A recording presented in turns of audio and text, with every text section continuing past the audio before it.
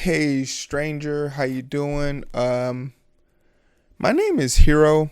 This podcast does not have a name, but I had just finished doing 3 podcast recordings on my other channel, and I really just ran out of things to like talk about, or maybe I was tired of talking about depressing stuff. So I said, today I spent a lot of time drawing today. I'm the author and illustrator of a comic book that I'm making that I publish on Webtoons and Tapas. It's called The Strangers, and I really enjoy the comic book. So I said, let's talk about some shit that I enjoy. Not that I don't enjoy, destroying all the conservative assholes out in the Ethernet, but this channel, no politics, no nothing. This is just like just me. It's just the less aggressive version of me, the nicer version of me. And there's just a few things I want to talk about in this. I don't know how long this could be. Once again, I don't know if this is going to be something I ever do again. We'll see how many people watch this. But I want to talk about a few things. I want to talk about the updates to my comic book. I want to talk about a comic book that I started reading recently. Mention some of the comic books I'm actually following right now. And I want to also talk about, and I said no politics in this one, but I do want to mention some of the companies that are mentioning the Black Lives Matter movement, which is important. I also want to talk a little bit about the movie situation. And last but not least, the Xbone versus the PlayStation 5, that whole forever debate. But let's just dive into it. This is a podcast that has no name or title. My name is Heero, and because I don't have a title, I don't know what my punchline would be. I don't know. Go Team Venture. Yo, Pierre, you want to come out here? Nani? Welcome to this podcast that has no title. My name is Heero. I am the author and illustrator of the comic book, The Strangers. It is a webtoon. All that information will be in the description below or in that little eye. This eye, it'll all be there. Linktree will have all my links. Check it out. But first and foremost, let's talk about the comic book. All right, first things first. I publish on 2 websites. Primarily, the most up-to-date version is always going to be Webtoons. But I'm slowly becoming a fan of Tapas because they just give you a lot more features. The one feature that Tapas is missing to be the beast is when you're uploading the pictures to the page. I wish I could see the pictures because I numbered them, but it's just a lot easier to tell the flow because you know what your pictures are supposed to look like. So you know the flow of the comic book. So that's one thing that'll make it better. But otherwise, it's more user friendly. There's a lot more UI devices. I can engage with my audience a lot better. There's a part of me that really wants to start pushing Tapas a lot more, but I kind of made the trade-off, and I have a bigger audience on Webtoons. But if that paradigm shifts, Tapas is I'm saying it now, but it's kind of risque because Webtoons actually has an animated cartoon out based on, I think, Tower of God, which is being animated right now. I've actually picked up the book. I've added it to my queue. I've started reading it. I'm not deep into it at all, but if it's worthy of being made into an anime, which isn't a high bar at all, there's a lot of waifu bullshit, game of whatever it's called whenever they go into a game, like Sword Arts Online type shit. There's games, animes of that forever, and they all revolve around this bad CG world. But if I'm gonna give that a call, but basically right now I have a lot of that stuff up. So the thing I want to say is all of book 1 has been uploaded to Tapas. It has not been published, but they are all now scheduled. So if you go there now, and if I take the time during this podcast to edit it, that's the one thing about doing a podcast with video. You got the opportunity to show people shit that you're talking about. And I think if I'm talking about a comic book, it's important for me to have visual aids. This is really being inspired. And I think I should say this outright. I really enjoy listening to the Weekly Planet. There are these 2 dudes out in Australia. They talk about comic book movies and all this bullshit, and it's so entertaining to me. Maybe somebody will find me talking about stuff like this entertaining. Who knows? But I'm gonna throw up the picture of the comic book, and I'm also put a link to their description because I think they're worthy of following. Tell them Heero sent you. So now that so I think like it goes all the way till August, and a lot of these chapters are a lot smaller. So I'll probably be uploading 2 a week, whatever, like something of that nature, because they are very short chapters, and that's something I'm trying to get better at in book 2. Book 2 will have longer chapters, which will make the book shorter. But I feel like after reading so many like comic books, especially like a lot of the professional ones, such as like the mangas from DBZS and My Hero Academia, Boku no Hero, and this new one I'm reading called The Boxer, which I'll get into in the what I'm reading section. I stole that from them.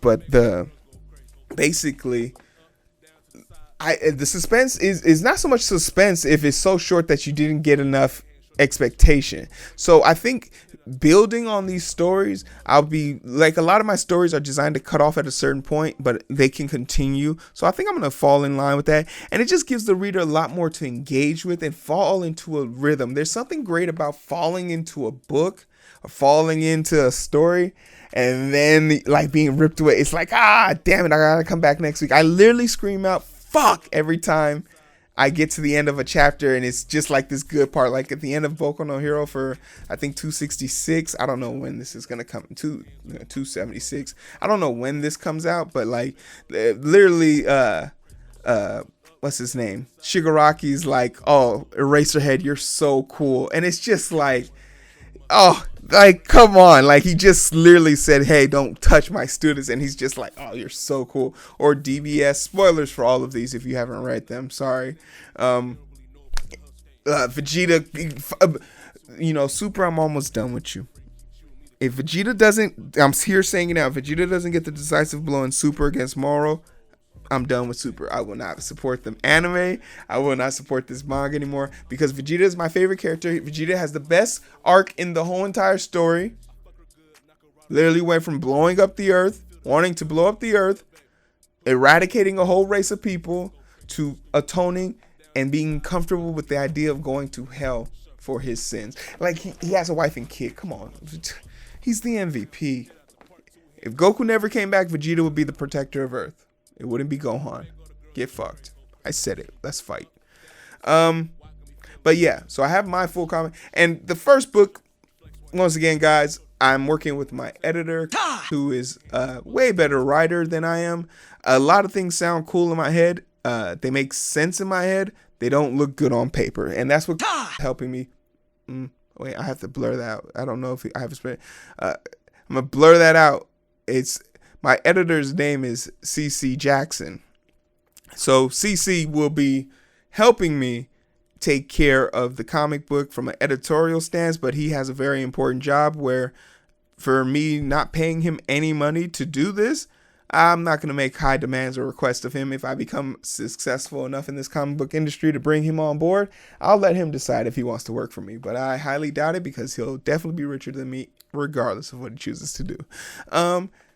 But yeah, I'm really happy about that because now everything's up to date. All of book 1 is definitely going to be on Tapas. Webtoons is already up to date, and book 2 has 4 chapters ready. I might be lying. I think 3 chapters ready, but the 4th one is coming. It's in the works right now. And what I've just realized is, like, when I look back at my log, I'm really just still coloring book 2. Like, a lot of book 2 is in ink, almost 100%, but I'm just coloring it. And I have this new method of coloring on Photoshop and Critter, so it's a great combination. I'm making a lot of strides. Like, book 2 wasn't supposed to have its first published till like August, so the fact that I'm even able to talk about like publishing now means growth. That's growth for y'all. Come on now. Hell, look, man, like the book, like the comic book. Man, just like it. That's the best you can do for anyone like me. It's free. Support is free over here. But that's all the updates on the comic book. Check it out. Links will be in the description below for both ones. For both platforms, so pick your poison.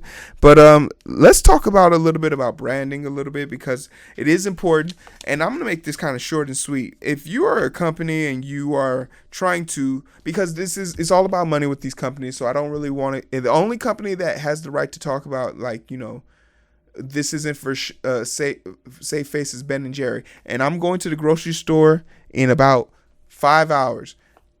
Not even 5 hours. In 4 hours, I'm going to the grocery store, and my goal is to buy Ben and Jerry's and some brownie mix and make myself a brownie s'more mix and enjoy that. Because Ben and Jerry's said, fuck racism, fuck all this bullshit, Black Lives Matter. And they gave us a plan. They were like, no, reparations, motherfucker. You can be a company and be an ally. It's possible. But if you really just want to prove that you are, just say it. Just say it. Black Lives Matter. Just say it.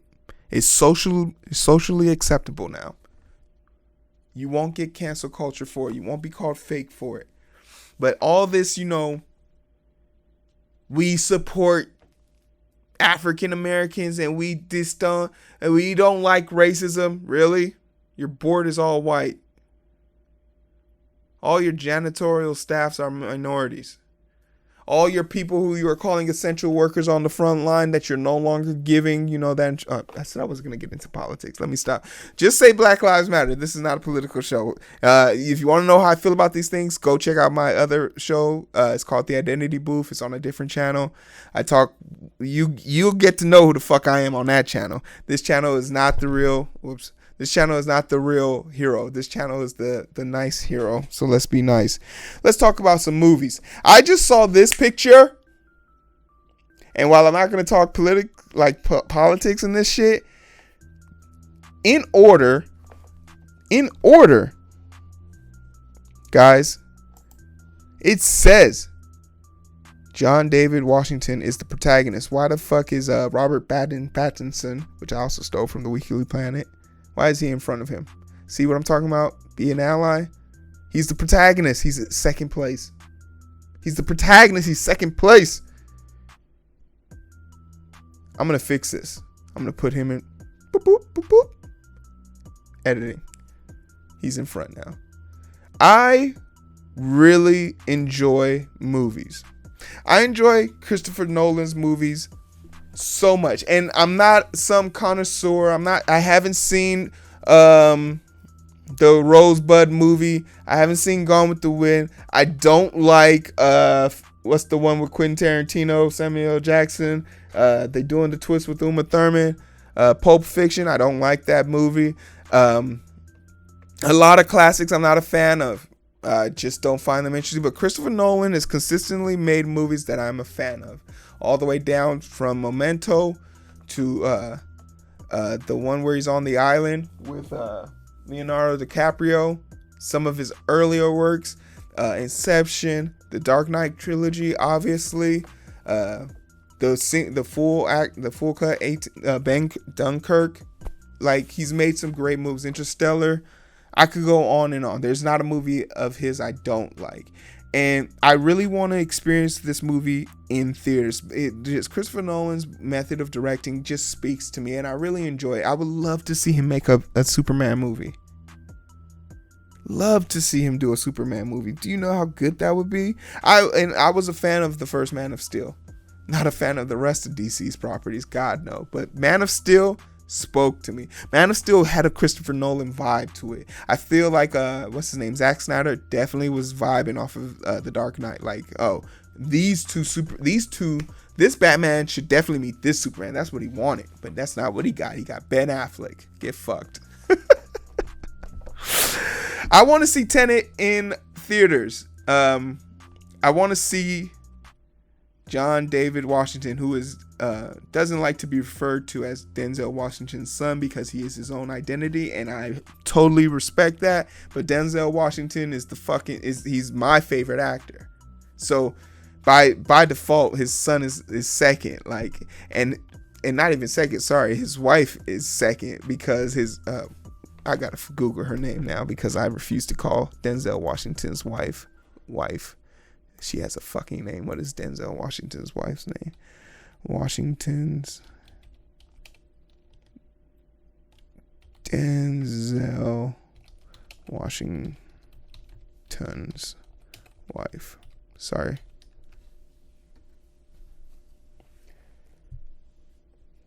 Paula Washington?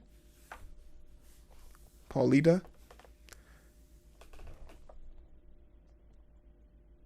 Oh, they got more kids too. He's got a bunch of kids. He's got Malcolm, Kaida, Olivia.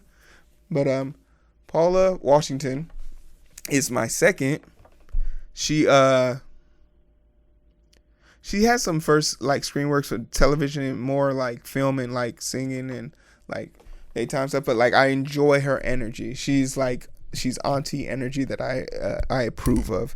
So their whole family is on my radar, and I love them for that. They are, Denzel Washington had a great interaction with like this homeless guy, and I put this post on my Facebook page.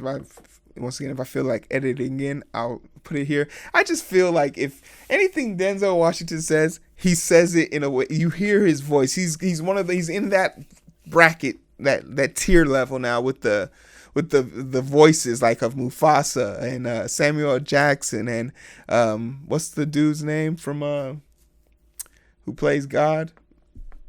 Morgan Freeman. Like those voices, Scar's voice, all these people, you hear their voices.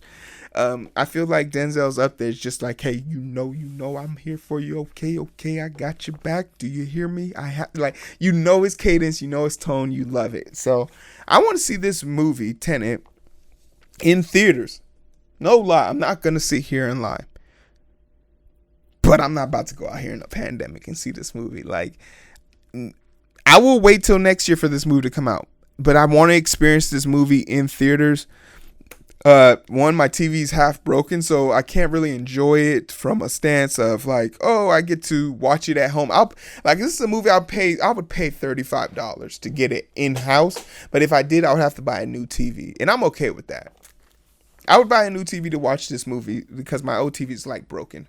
It's like half the screen is dimmed out. It's just I haven't decided to buy a new one. It's not high on my list of priorities right now, but this is definitely a movie I want to see. I love the premise. I already get the Inception vibe. It's about like it has something to do with like trading time. Like I trust Christopher Nolan to tell this story, and he's really good at telling stories from the perspective of it's what you want it to be, and also this is the truth if you want to believe it. So it's up to you. You decide. I love John David's work in The Black Klansman. That's the first time I saw him. I don't know his whole bibliography. I don't know everything he's been in. I'm definitely gonna do a little bit more searching in it when I have more free time, but I'm definitely looking out for him because he was in there with my other favorite. If you don't know, I'll say this now. Before, I used to say that I would be, I'd go gay for Cumberbatch because I loved him in Sherlock. I loved him in Doctor Strange. I cried in Doctor Strange because of Cumberbatch because he just made me feel like, damn, he's talking to me in these scenes. But now it's Adam Driver. Adam Driver's you've been put into second, Cumberbatch, by Mr. Driver, Mr. Thick Driver. It's my podcast. I can do what I want. But is that the only movie I want to talk about? Tenet. What else is coming out? I know Mulan's coming out, but I don't think that movie's going to be good. I wouldn't go out there to see that movie. Wonder Woman 1984. First Wonder Woman was really good. I'll definitely go see Wonder Woman again. But I don't know. I wouldn't go to the movie theaters to see Wonder Woman. What else is being pushed back?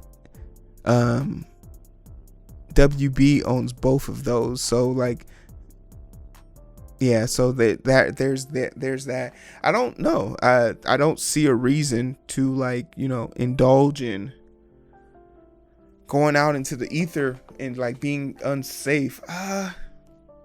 What would it take for me to go to? Because like movie theaters are talking about like, oh, we're gonna step up sanitation.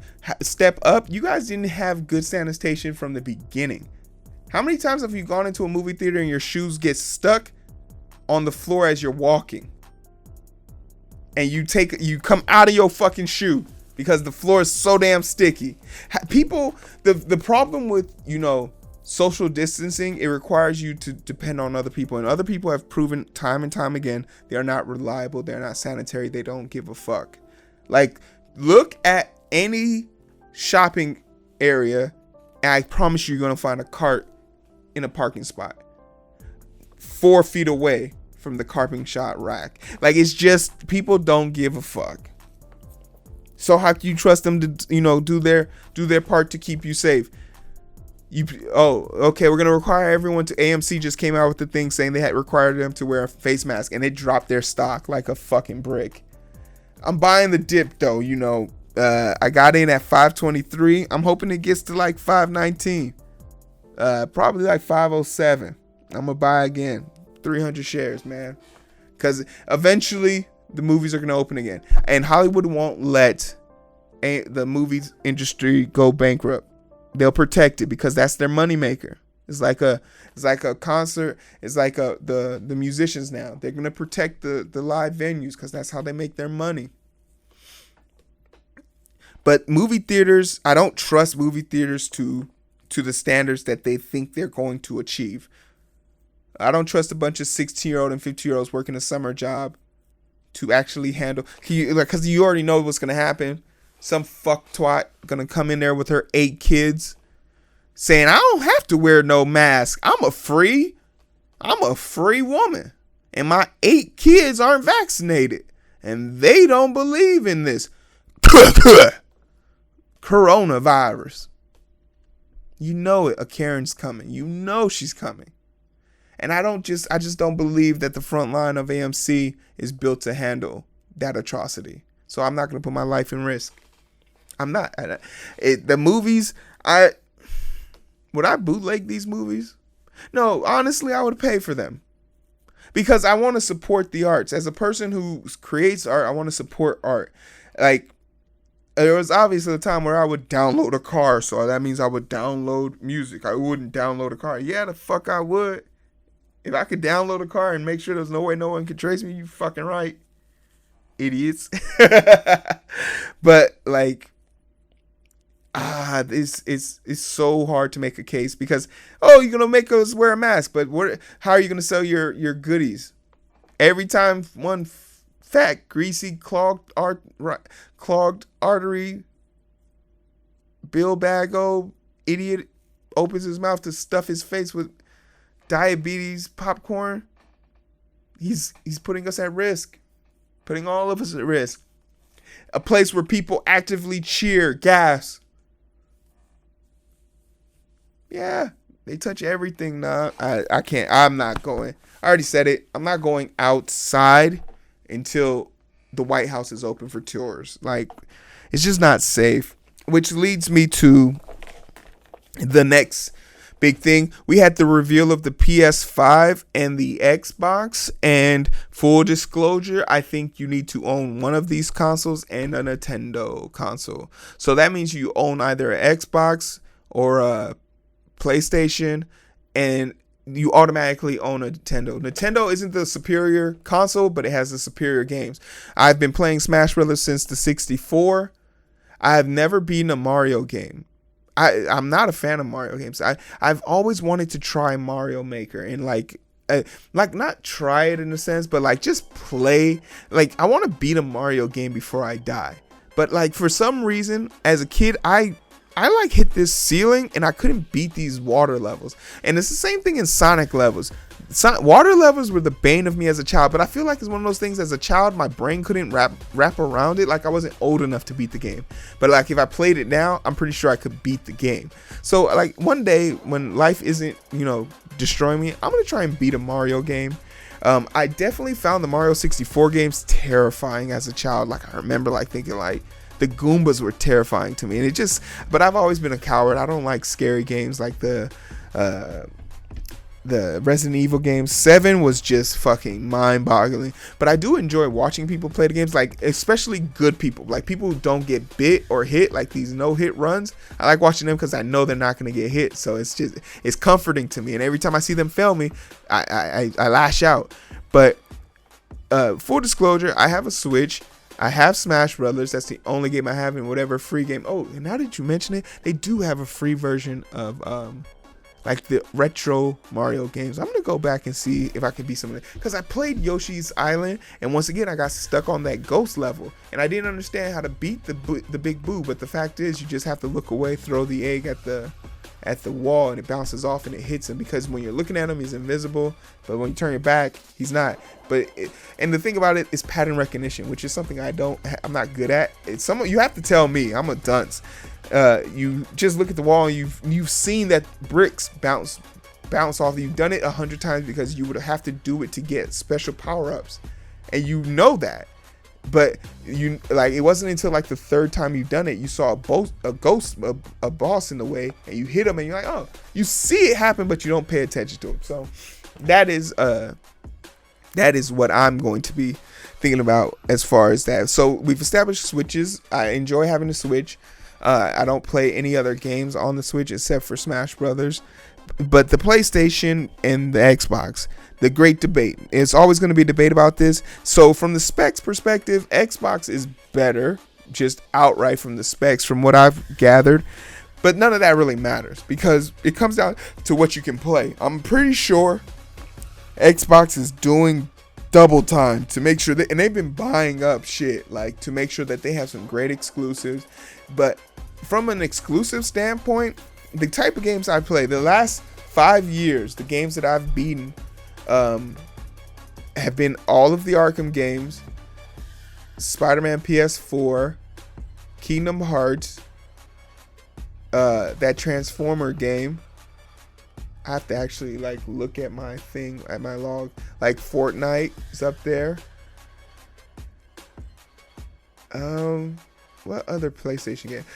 Gravity Rush 1 and 2. I haven't beat 2 yet. I still have it. I was gonna just restart Gravity Rush 2 because I really love this game. It's an indie, not even an indie game, but it's like an old school game. And they don't even speak English in it. It's just, I like it. It's a good game. What other games have I played? Infamous Second Son. Man, I'm really having I returned a game and somebody was like, oh, you didn't wait for the DLC? That was the Spider-Man game. Like, I don't believe in buying DLC. I don't buy DLC. If the game is incomplete, the game is complete when I beat it. That's it for me. Like, I don't go to no extra. Nah, fuck all that. You can have it, because if you didn't want me to have it, I'm not gonna have it. But you can buy like the collector editions now, and it's like half whatever.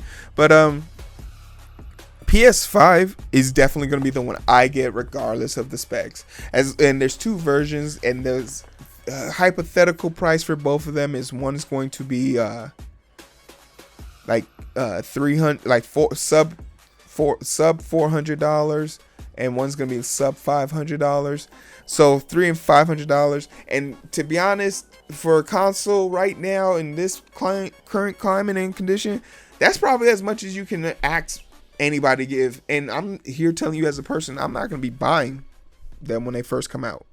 Either of these consoles within the first year, probably not even the second year. So I'll probably have to avoid spoilers for like Miles Morales and all of that stuff, just because I don't think it's a financially good investment right now, especially given the world's state of mind. Like, that's $500 you could be doing with something else. You could be donating to something else. You could be applying to school with something else. That's just me. I can't speak for everybody else, but if I had to buy one of those 2 things, I'd definitely be buying the Miles Morales one.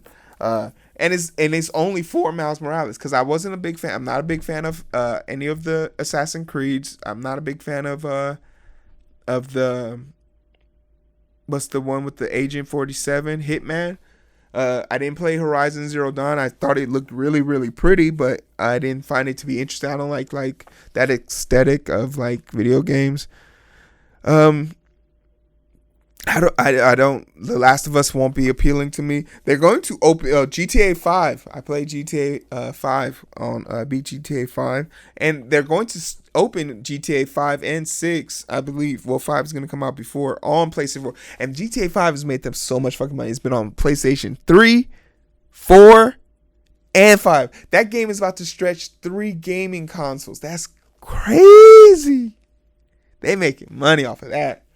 They making money off of that. But I would buy GTA 5 again because I actually miss playing that game. And there's just so many fun like maps, and I'll definitely will be invisible and vulnerable. I'll just go there to play challenge matches. Like, I enjoyed the world of GTA. It's a big world that you can just explore. But as far as between the two consoles, I've always been a PlayStation fan. I don't play any of the Madden games. I've always enjoyed PlayStation more. PlayStation has always been a little bit more, I don't know if it's aesthetics, because I like the Gears of War series. That was thanks to Sears. He introduced me to that. But the Halo series never stuck out to me. First person shooter games like Call of Duty and stuff like that, it was usually whatever everyone else was playing in the dorms, and everyone in my dorm had a PlayStation, so I wanted to play with my friends, so I bought a PlayStation. And other than that, it's just no. What other reason do I have? I don't have Metal Gear. I beat Phantom Pain. I'm just thinking of all these games that I play. And Ground Zeroes, I beat that too. So these are the games that I enjoy. These are the games that I like. So for that reason, I'll be getting a PlayStation 5 in the future. I don't like getting the first model. I always try and wait. Because there's always something wrong with these first models. You'll hear about it in the news eventually. But so let's talk about this one comic book that I have been following very closely called The Boxer. I'm a big fan of Hajime no Ippo, which is a comic book that's about a boxer in Japan. It's about a bunch of boxers actually in Japan, but you follow Ippo, who is at the time, he was the Japanese champion. There's a bunch of cool stuff that goes on. He goes to trial street. He was he basically, it's the basic zero to hero story. He loses a little bit, he wins a lot, and he tells his story. But I enjoyed this story because there's a character called Takamura. I always mess his name up, but he's undefeated basically. He is the person you wish the story was about, but rather we're following the drama and the tales of him dealing with his rival as far as Ippo is concerned, and other people like Senji, the tiger, the smash tiger puncher, and just vulgar. It's been so long since I've read this comic book that I'm forgetting some of their names, but it's just interesting to see the dynamics, and it's very not true to boxing, but they definitely talk about real boxing technique, and I enjoy that aspect. I enjoy a hyperbolic anime universe that's grounded in reality. That it sits well with me, and the anime is pretty good too. The dub is god awful, but hey, if you can make it through it, you can do it. And but the Boxer struck me as it really caught me off my toes. And spoilers for the Boxer, because I'll get to the last chapter, which is chapter 10, and I don't know these guys' name. I just know the white hair guy's name, Ryu, and I'll basically be describing these people. Ryu is white hair, glasses is another main character, and then this other character who we will call just simply Eyes, and you will understand why. This guy, this story, we start off with Ryu, the white hair guy. It's they're in a gym. It's a great back and forth. He's been boxing for 2 weeks. He's a genius. He's a natural talent. He's a showman. He's everything you would want in a boxer. He's the I'm about to say Muhammad Ali, get the fuck out of here. He's definitely the Mayweather of his generation. He has that angst to him. I would call him a Mayweather in a heartbeat. He's not humble. He's not this, but he's good. And when you're good, you get away with shit that you're not supposed to. So he goes on to do things, and you then run into Glasses, and you begin to think damn, oh, okay, Glasses is being bullied, and you see white hair, and you think it's the shonen trope, white hair is gonna come save Glasses. No, he's actually bullying him, and it's a shift that makes me ugh. I wasn't expecting it, and the Boxer is good at doing that. It hits you, and you don't expect it to come. But before we meet Glasses, we meet Eyes, and Eyes is getting bullied. Everybody's getting bullied in this shit. In boxers universes, you get bullied, bitch. And Eyes is getting bullied, but the coach, he sees something that everyone else is missing about this guy, and he goes down there to stop those guys from bullying Eyes. And as Eyes is walking away, he says, why didn't you defend yourself? I know you could have. Eyes is like, I don't care. And he says, why do you do this? Like, boxing is exhilarating. He tells him, so Eyes just says, flat out says, so boxing is fun? Is boxing fun? Remember this line. This line is so important. And he just nonchalant, he don't give a fuck about nothing. Eyes is just trying to be about his eyeballs and walk away. And old man coach, he goes in to do a deadly strike, and it triggers Eyes to like dodge. A move that he could not have dodged without proper training. And that's sort of where his story ends for a while.